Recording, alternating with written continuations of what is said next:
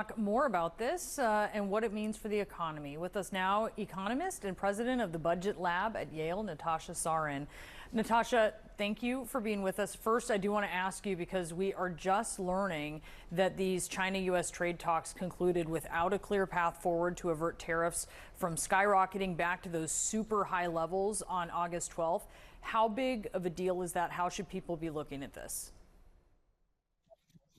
Well, it a little bit reflects what Matt was just describing about the nature of the uncertainty in the landscape at the moment. I mean, you've had Commerce Secretary Lutnick and other members of the administration be very specific that August 1st was meant to be this deadline upon which tariff rates would be set, and it would become clear to American businesses and American consumers what the new world order was really going to look like.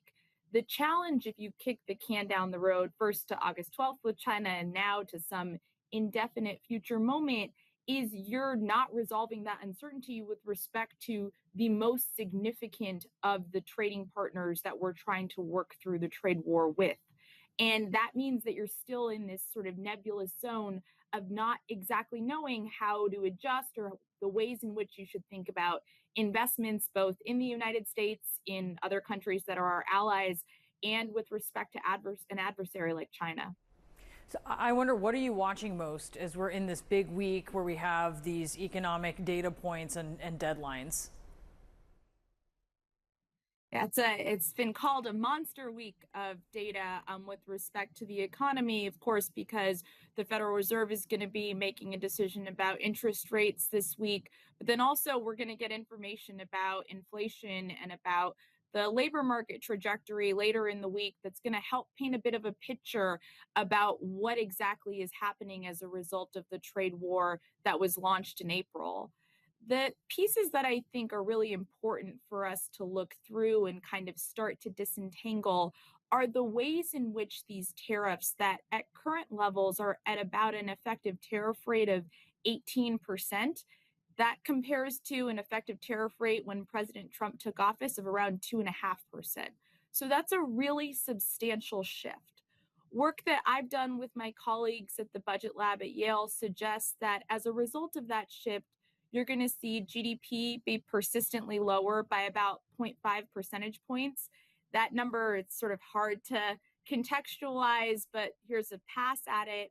That's about $150 billion of GDP lower over the course of a year as a result of these tariffs. That translates to about a $1,000 loss per household as a result of the trade war.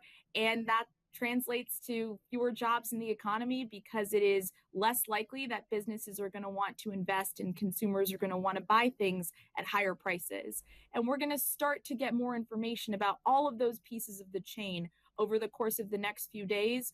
But we're also going to continue to get that information in the months and years, frankly, ahead. Yeah, that's big money left on the table there. So this new consumer confidence report is telling us that actually, and we've talked about the uncertainty, but Americans are growing more hopeful about the economy.